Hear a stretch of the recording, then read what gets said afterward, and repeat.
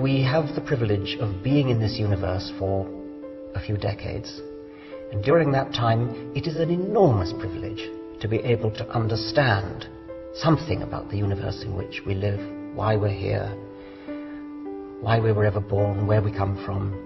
And I think that is such a wonderful thing to be able to do, that I am hostile, I can get angry about competing accounts which seem to me to not encourage that kind of questioning, but instead to say, this is how it is, it's all written in the Holy Book, it was written 2,000 years ago, and that's the end of it.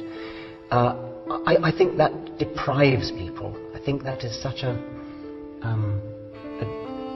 belittling, a demeaning view of the universe, and I think it's tragic that children are brought up with that when they could be brought up in a more open-minded way. So that's one reason for the anger. The other reason it is that I do think that faith, unsupported by evidence, is a lethal weapon.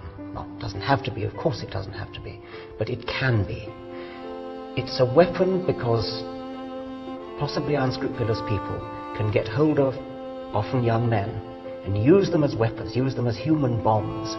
The only reason they can be deployed as human bombs is that they have been brought up from childhood onwards to believe implicitly, without question, that whatever the particular religion is, the details don't matter.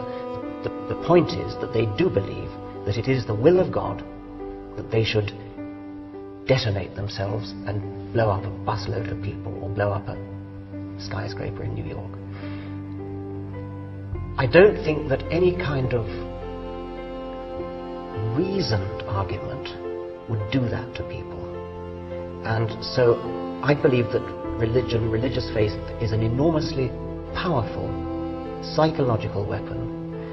It isn't always used for the bad, of course, but the fact that it can be used for the bad makes me want to cut it off at the roots, and at very least to stop the inculcation into children of the idea that there is something virtuous in faith.